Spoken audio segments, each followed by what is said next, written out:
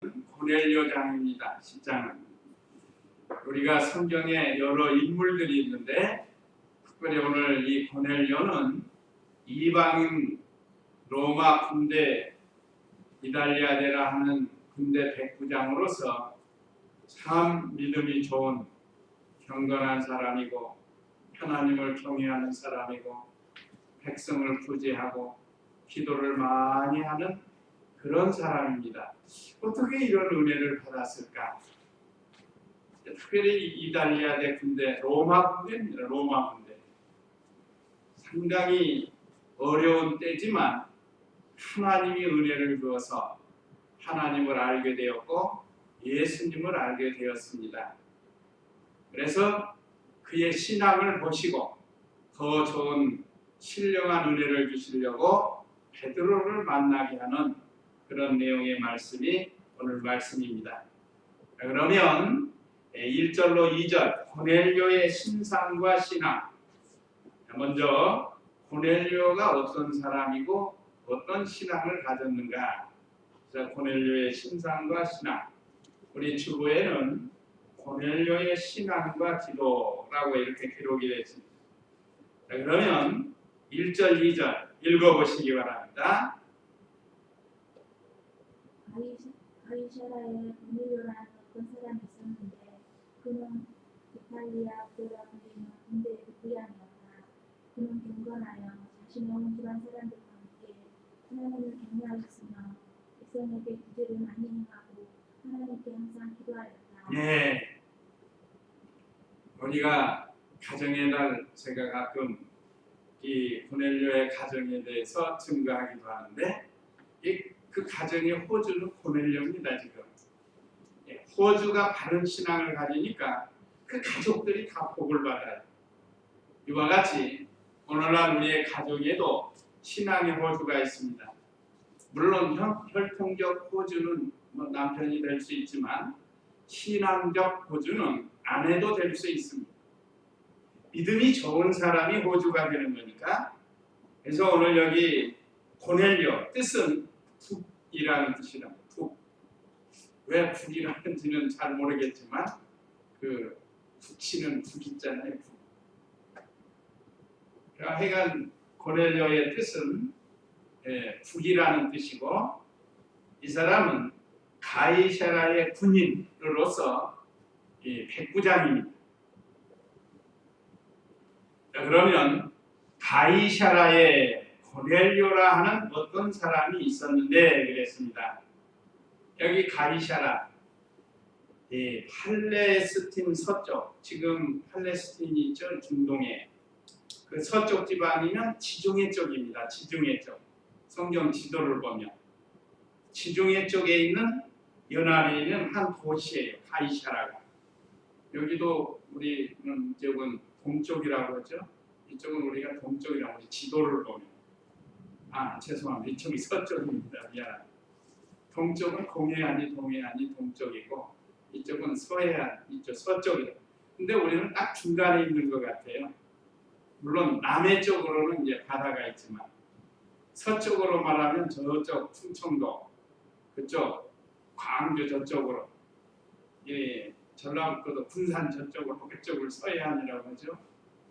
근데 여기는 팔레스틴에서 서쪽 지중해 연안에 있는 한 도시인데 어떻게 해서 가이사라고 했는가?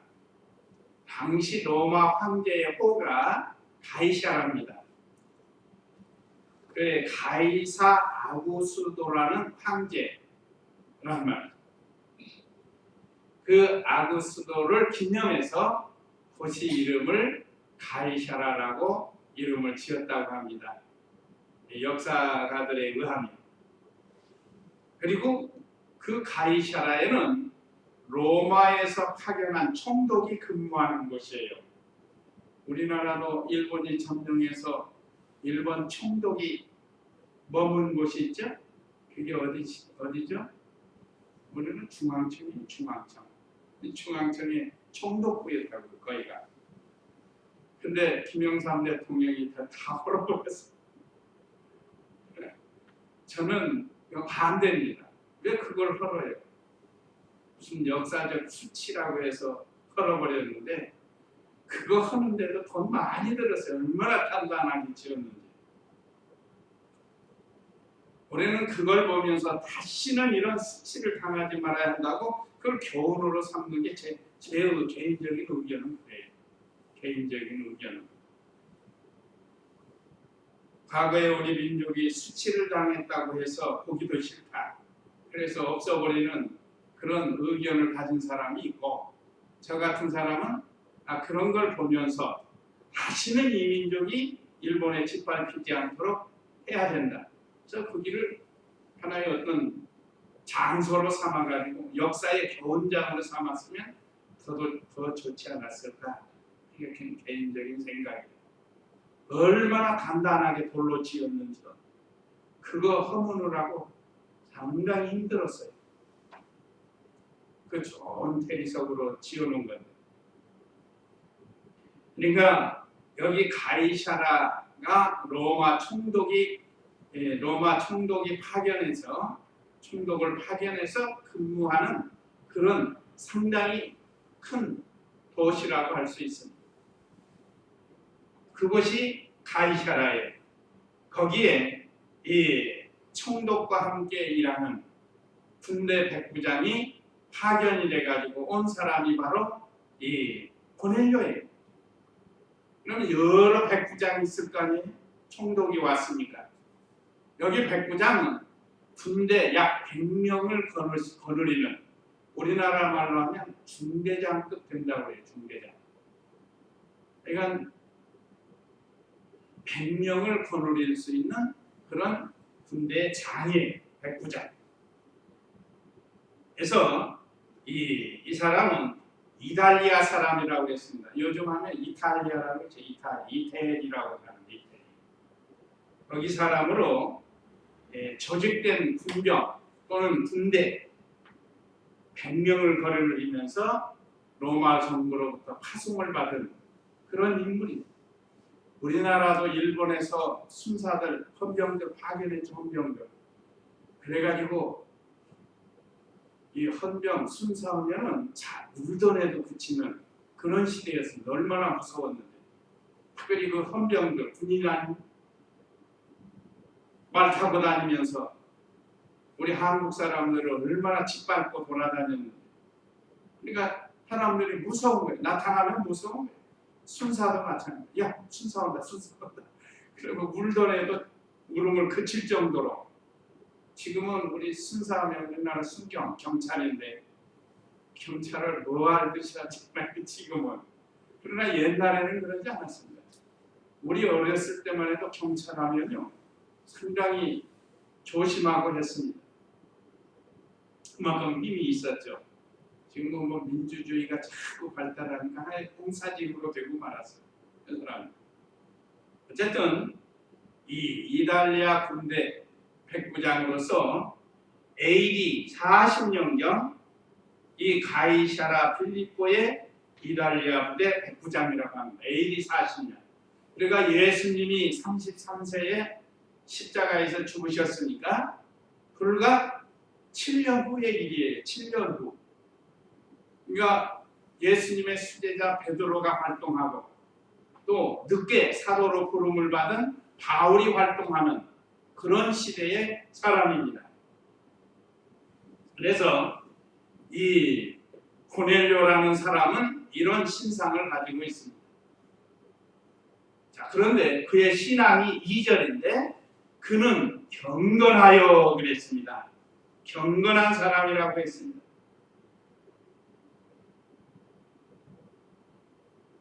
사람이 살면서 경건하게 사느냐 아니면 막 사느냐. 우리 크리스찬들은 경건하게 살아야 돼요. 여기 그랬죠? 자신의 온 집안 사람들과 함께. 두 번째가 하나님을 경외했다. 하나님을 경외하는 사람은 경건한 생활을 해야 됩니다. 언행심사가 늘 조심해야 돼요. 덕이 되는 생활을 해야 돼요. 그게 경건한 생활. 하나님 앞에서 몸과 마음을 바쳐서 하나님께 경건하게 예배를 드리는 거예요. 오늘날 예배가 많이 무너졌죠? 열린 예배다. 예배가 하나님께 예배를 드리는 게 아니고 사람들끼리 모여서 무슨 행사하듯이 예배를 드립니다. 그런 데가 많아요. 우리는 오랫동안 이렇게 정통 보수로 하니까 그런 데가 있을까 할지 모르지만 한번 이렇게 들어보거나 TV를 보든지 하면요, 예배가 사람이지. 마이크 들고 그거 습관이 되면 어떨지 모르지만 우리 같은 성도들이 볼 때는 수선스러워요. 수선스러워. 이게 하나님께 드리는 예배인지 사람 앞에서 하는 건지. 혹시 우리 집사님들도 그거 좋아하실지 모르겠는데 그거 좋아하면 안 돼요. 사실 불경건하잖아요. 경건하게 지금 하나님의 말씀을 선포하고 온 성도가 영으로 지금 하나님을 향해서 예배를 드려야 되는데 그게 아니고 왔다 갔다 하면서 무슨 강연하듯이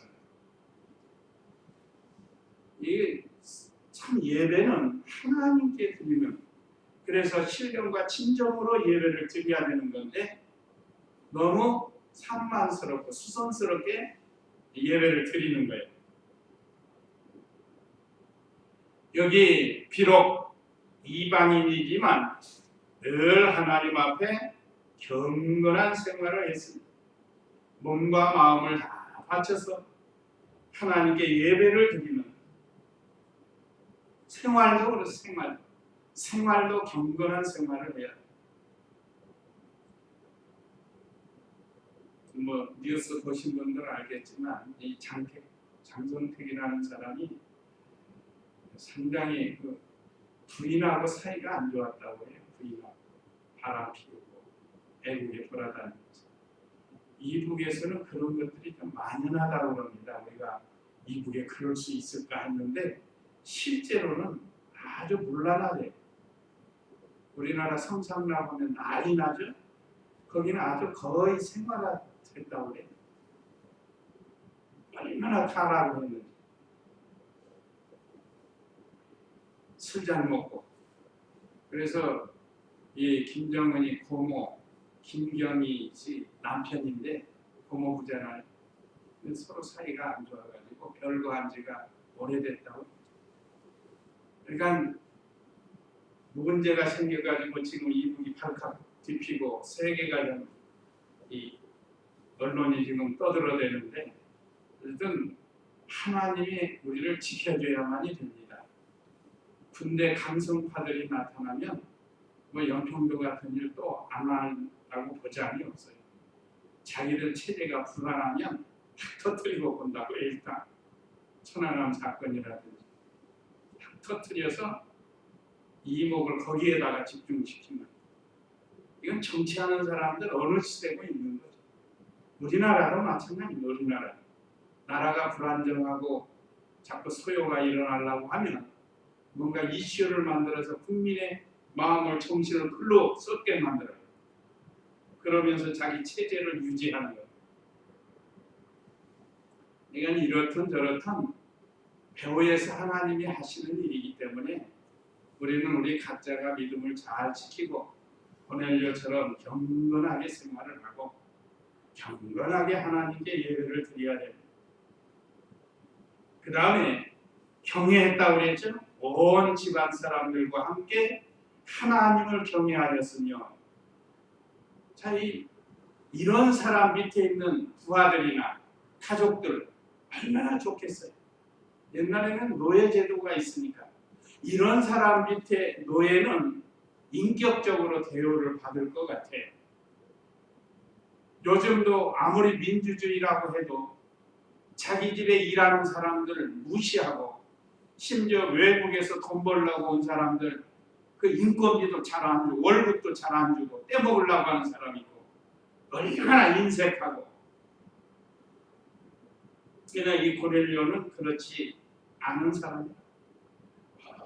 집으로 더불어 하나님을 경외, 정말로 진심으로 양심 써서 자기 집안 식구들을 잘 믿음으로 이끌어갔다. 이 얼마나 훌륭한 사람이에요. 그러니까 하나님이 이걸 다 보고 계신다.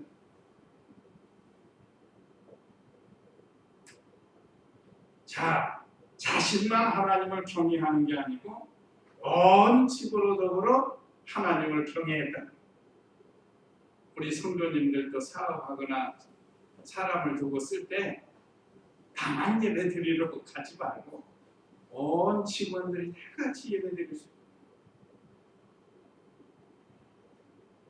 참 얼마나 아름다운 신앙입니까? 그러니까 이 고넬료의 신앙을 가족들이나 같이 일하는 사람이나 후대원들이나 다 배우는 거예요. 실제로 지금도 부대에 가보면 참 믿음 좋은 이 중대장 같은 사람들 잘해줘요. 사병들에게 교회 나갈 수 있게 하고 정말로 믿음으로 대해주는 그런 사람도 있습니다. 중대장이 아니래도 또 소대장이나 분대장이라고 할지라도 또 이렇게 자기 수하에 있는 사람을 믿음으로 잘 이끌어가는 그런 성도들도 있어요. 그러니까 경외라는 것은 두렵고 떨림으로 하나님을 섬기는 게 경외입니다. 아까 경건은 자기의 몸과 마음을 잘 다스리면서 참 하나님을 섬기는 거고, 경외는 언제나 살아계신 하나님이 나를 보고 계신다 하는 그런 믿음을 가지고 두렵고 떨림으로 하나님을 섬기는 거죠. 그게 경외입니다. 무슨 공포심에 서는 것 그런 게 아니고 하나님을 진정으로 사랑해서, 우리 하나님은 참 사랑이 많으신 분인 반면에 진노의 하나님이시기도 된다. 그래서 늘 하나님 앞에서 두렵고 떨림으로 섬기는 것이 하나님 경외하는 것. 그 다음에 세 번째는 백성에게 구제를 많이 행하고 그랬습니다. 아마 자기 관할이 있을 것 같아요. 관할, 광양시면 광양시, 아니면 100명을 붙여가지고 거기 총책임자가 고넬료가 돼가지고 뭐 시장이 따로 있잖아요. 그러니까 시를 관할을 하는 거예요. 그 당시 군사정치니까 관할을 하는 겁니다. 그러면서 백성들을 어려운 사람들 보면 가서 잘 해주는 거예요. 연말 연시되면 그런 거 많이 하죠. 우리도 필리핀 어려움 당한 사람들을 우리 구제합시다 해서 우리 적은 정성이라도 기울여서 또 구제할 수 있잖아요. 여기 고넬료도 그렇지 않았어요. 이방 나라지. 고넬료의 입장에서 보면 유대인들이 이방 나라 아닙니까? 유대인들이. 그렇지만 하나님 섬기는 마음 같단 말이에요. 예수님 섬기는, 예수 믿고 하나님 섬기는 마음. 그래서 구제를 많이 행했다고 그랬습니다. 어려운 사람들을 돌아보고 어려운 사람들을 위해서 기도하고. 그래서 여기 네 번째는 하나님께 항상 기도하였다. 하나님께 항상 기도하는 것, 이거 참 좋은 게, 기도는 우리 성도들에게 주신 특권이라고 했습니다. 이것은 호흡과 같다고 했습니다. 그래서 우리 기도 생활이 끊어지면 우리 호흡이 끊어져서 죽은 자와 같이 되는 거죠. 그러니까 호흡이 끊어지지 않도록 늘 하나님과 영적으로 교통하는데, 무시로 하는 기도가 있는가 하면 오늘 기도 고넬료나 베드로처럼 하루에 3번씩 시간을 정해놓고 합니다. 특별히 우리나라는 기도하기 좋은 시간이 새벽 기도입니다. 새벽 기도는 예수님께서 친히 행하셨고 모본을 보여주셨어요. 습관을 쫓아서 감람산에 가서 새벽 미명 기도하시는 그 주님을 본받아서 우리도 그 기도 생활을 하는 것이 바로 오늘날 우리 한국교회의 새벽 기도입니다. 참 이것을 하나님이 보신 거예요. 항상 하나님께 기도했습니다. 시간 정해놓고만 한 게 아니라 항상 무시로 하나님과 교통하는 생활. 참 이 새벽 기도는 하루 시작하기 전 첫 시간이잖아요. 첫 시간.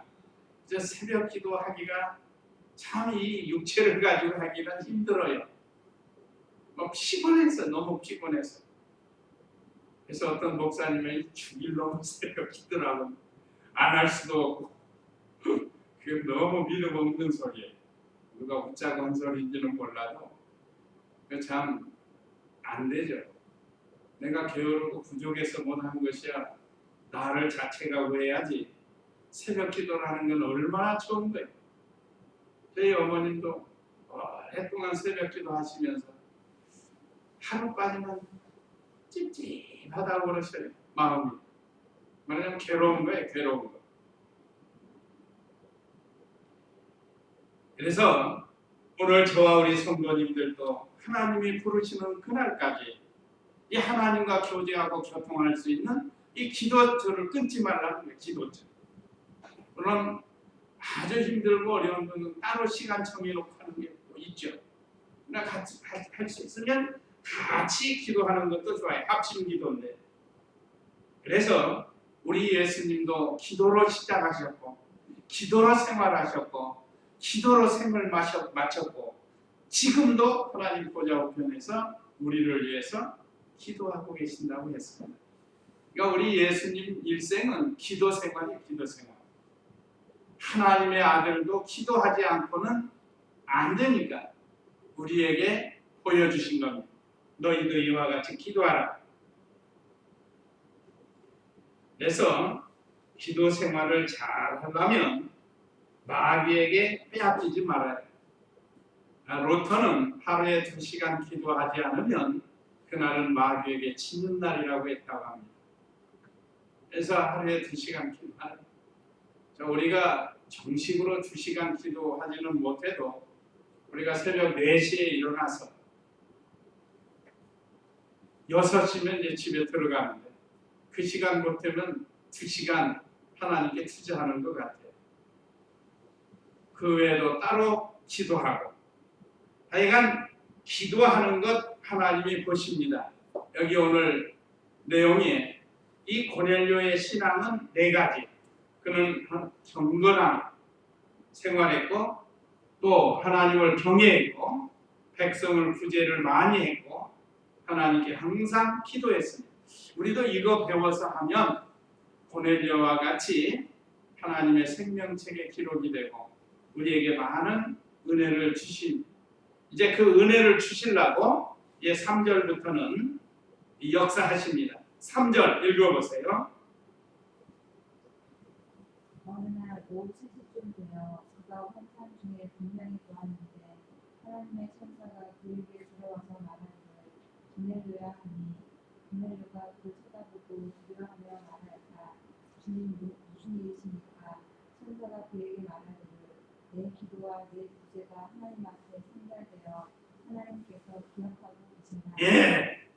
자, 어느 날 하나님이 이제 복 주시려고 어느 날 때가 된 거예요. 고넬료가 이런 신앙을 가지고 하나님 섬기니까 하나님이 더 좋은 복 주시려고 어느 날 오후 3시쯤 돼요. 오후 3시쯤이면 6시간을 더하면 9시입니다. 9시. 유대인들의 그 시간하고 우리하고 9시간 차이가 나니까 그러니까 죄송합니다. 지금 이게 번역이 돼서 나온 거니까 실제 시간이에요. 실제 우리나라 시간 오후 3시. 그러면 3시간을 빼면 얼마죠? 9시죠. 9시. 9시라.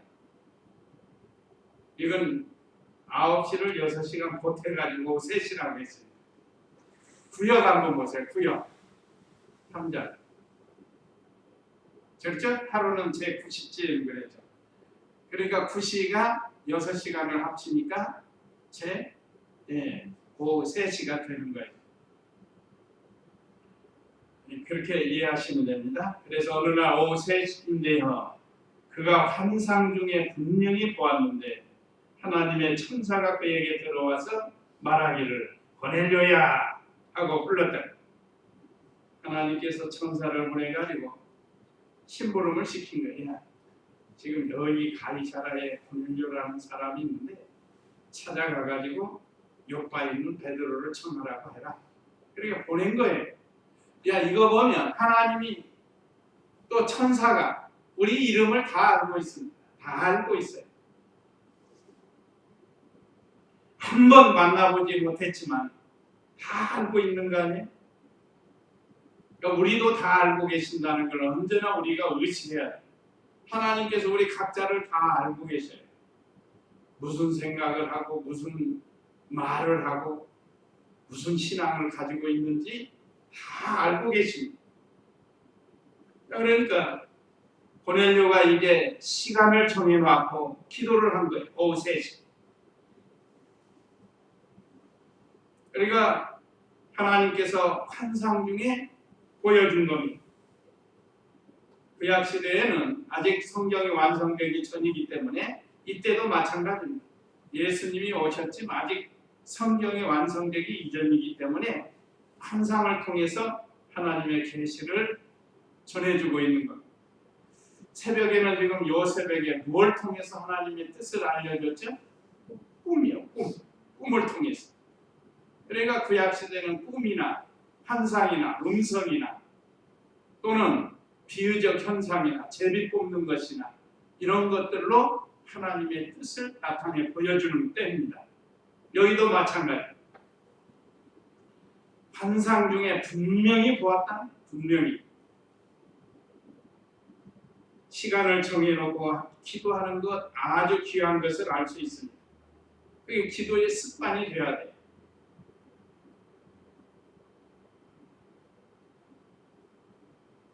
그래서 이제 하나님께서 기도하는 고넬료에게 복 주실 때가 되어서 천사를 보낸 거예요. 우리 찬송가 489찬송이죠.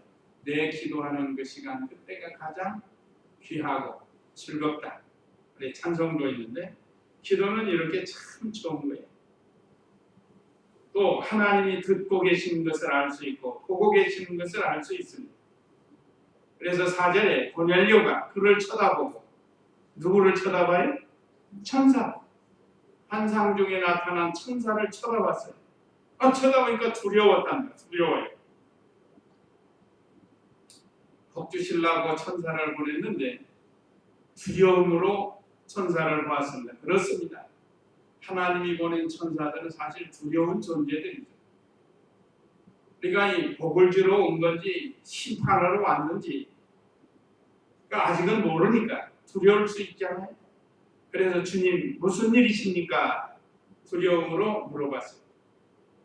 만약에 오늘 저녁에 우리 집사님 가정에 천사가 딱 나타나면 어떨까요? 고넬료처럼 두려울 거 아니에요? 그래서 물어본 거예요. 무슨 일이냐? 그러니까 천사가 그에게 말하기를 내 기도와 내 구제가 하나님 앞에 상달되어 하나님께서 기억하고 계신다. 이 말씀을 우리가 잘 봐야 됩니다. 자, 우리 기도를 하나님이 다 듣고 계신다. 구제하는 것도 다 보고 계신다. 자, 그렇다고 하면 우리가 교회 생활하면서 선한 행실을 하는 것 다 보고 계십니다. 봉사하는 것도 마찬가지. 예배 드리는 것도 다 보고 계시는 하나님이세요. 그러니까 우리가 하나님 앞에서 예배를 드리도록 하고 또 우리 생활도 생활 속에서도 하나님 앞에서 생활해야 된다는 것. 출석하는 것도 다 보고 계시고 연보하는 것도 보고 계시고 하나님 다 보고 계시고 알고 계십니다. 그러니까 오늘 이 고넬료만 하나님이 아시는 게 아니라 오늘 우리들도 다 아신다는 거예요. 또 그것이 하나님 앞에 상달이 되었다는 거예요. 하나님 앞에 올라간 거예요. 올라간 거. 기도도 올라가고 구제도 올라가고 오늘날 우리가 주님을 위해서 하는 봉사도 올라가고 출석하는 것도 올라가고 우리 주일학교 때 늘 출석 강조하잖아요. 출석 없이는 어려운 것. 또 섬기는 것도 그렇습니다. 섬기는 것. 교역자를 섬기고 성도들을 섬기고 이 성도가 성도를 서로 잘 섬기고 또 교역자를 잘 섬기고 그런 것도 하나님 앞에 다 상달이 된다 이 말이죠. 여기 오늘 본문은 기도와 구제가 상관이 됐다고 했는데 그 외의 것도 다 하나님께 올라가면 올라가. 상달되고 또 그걸 기억하고 계신다고 했습니다. 그래서 복을 주시는 거예요. 5절 읽어보세요. 지금 사람들을 욕바로 보내어 베드로라 하는 시몬을 불러라. 이 사람이 피었고 시몬의 집에 묵고 있는데 그의 집은 바닷가에 있다라고 했다. 예. 자, 천사를 통해서 주신 말씀. 지금 사람들을 욕바로 보내서 베드로라 하는 시몬을 불러라. 이 사람이 피었공 시몬의 집에 묵고 있는데 그의 집은 바닷가에 있다. 베드로가 어디서 묵어있는지 다 알고 계세요. 누구 집에 있는 거 다 알고 계세요. 그러니까 우리 성도들이 가야 할 곳이 있고 가서는 안 되는 거 분명히 여기서 알 수 있잖아요. 어디 가서 무엇을 하는지 다 알고 계시나. 자, 베드로가 우리가 지난 9장에서 배웠죠. 베드로가 예루살렘에서 떠나서 다소로 가고 여기저기 다니면서 복음을 전해 다세에서는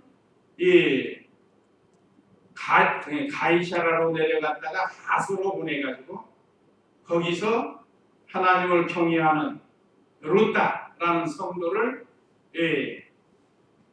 병을 고쳐주시고 또 애니야라는 사람, 루다에 사는 성도 애니야, 죄송합니다. 루다에 살고 있는 성도 애니야, 병중에 있었죠. 8년 동안 앓고 있었죠. 그래서 고쳐준 거예요. 베드로를 통해서 하나님이 고쳐준 겁니다. 또 그 다음에 요가에 내려가서 다비다라고 하는 여성도, 과부라고 그랬죠. 과부, 옷 만드는 과부. 그런데 그가 죽었는데 베드로를 통해서 살려줬습니다. 그래서 지금 요바에 머물고 있는 거예요. 요바에 베드로. 누구 집에 있다고요? 피었공 시몬의 집에. 베드로 원 이름이 시몬이었죠. 시몬. 그래 그 집에 있는 것을 하나님이 아시고 고넬료로 하여금 사람들을 보내가지고 초청하는 초대하라는 거. 왜 그런가? 더 많은 복을 주시려고 한 거예요. 그래서 5절에 지금 사람들을 요바로 보내요. 베드로라 하는 시몬을 불러라. 이 사람이 피었공은 가죽 제품을 다루는 그런 사람. 시몬의 집에 묵고 있는데 그의 집은 바닷가에 있다. 뭐 아주 자세하게 설명해. 하나님은 요즘 말하는 내비게이션 같아요. 내비게이션. 어디서 뭐 하고 있는데 다 요즘 그 내비게이션 인공위성에서 쏜다고 그러잖아요. 그래서 골목골목도 다 알려줬죠. 번지수만 찍으면. 요즘은 뭐 전화번호만 찍어도 다 찾아가요. 자동차가. 참 얼마나 신기한 시대예요. 우리 하나님은 그거보다 더 위대하신 분이에요. 어디에 뭐가 있는지 다 아시고 어디서 뭐하고 있는지 다 알고 계신 하나님이십니다. 우리가 그 하나님을 늘 의식하면서 경외해야 된다 이 말이죠. 그래서 이 사람을 보내서 그를 청하라고 했습니다. 그랬더니 고넬료가 그 말씀을 순종을 하는데 즉시 순종해. 이게 아마 제일 중요한 예수님의 수제자인 베드로를 불러가지고 초청해서 뭐 하려고 했겠어요? 말씀. 생명의 말씀을 배우게 하려고 한 겁니다. 베드로를 통해서. 그래서 실제로 이제 고넬료 집에 와서 말씀을 선포하는 거예요. 제일 중요한 은혜 주시려고. 그래서 7절 읽어보세요.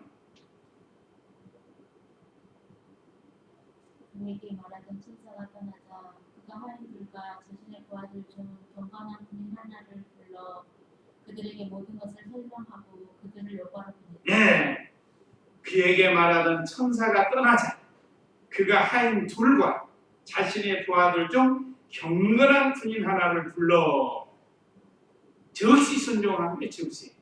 여기서 머뭇거리면 안 됩니다. 내일 보냈다. 그것도 아니에요. 즉시 순종한 것. 자기 집에 있는 하인 둘을 또 군인 중에서 경건하고 용감하고 무사히 갔다 올 만한 그런 신하를 한 사람을 불러가지고 그들에게 모든 것을 설명하고 그들을 욥바로 보냈다. 특별히 천사가 나에게 이렇게 계시를 주었다. 또 여기 자세하게 설명해서 천사에게 들은 대로 그 욥바에 있는 피역공 시몬의 집에 찾아가서 베드로를 청하라 하고 이렇게 심부름을 보낸 겁니다. 그래서 이제 9절 이하에 쭉 보면 베드로도 또 환상을 보아요. 하나님이 고넬료에게 가서 복음을 전하게 하려고 베드로에게도 환상을 보여주시고 또 이 심부름하는 하인과 이 군인이 충성되게 감당합니다. 그만큼 주인이 덕을 쌓은 거예요. 참 우리도 비록 이방인 고넬료지만 이렇게 좋은 신앙을 가지고 다른 사람들도 잘 참 사랑하고 덕을 끼치고 이런 생활을 해서 하나님이 주시는 신령한 복을 받도록 힘을 써야 되겠습니다. 하나님은 고넬료의 기도를 들어주셨습니다. 오늘날 우리의 기도도 들으시는 하나님. 제가 자주 말씀드리는 것처럼 하나님은 지금도 보고 계시고 하나님은 지금도 듣고 계시고 하나님은 지금도 알고 계시고 제가 이렇게는 제 말이 아니고 출애굽기 3장에 나와요. 이스라엘 백성이 고난당하는 것, 또 하나님께 부르짖는 것 다 듣고 계시고 보고 계시고 알고 계시는 하나님이라고 이 출애굽기 3장 10절에 나와요. 우리가 언제나 이 하나님을 의식하고 고넬료처럼 경건하고 하나님을 경외하고 백성을 많이 구제하고 선행을 하는 그 다음에 하나님께 항상 기도하는 이 믿음의 길을 걸어가서 하나님이 주시는 복을 받는 저와 우리 성도님들 다 되시기 바랍니다. 이제 다 같이 이 말씀 기억하시고 우리 잠시 기도하겠습니다.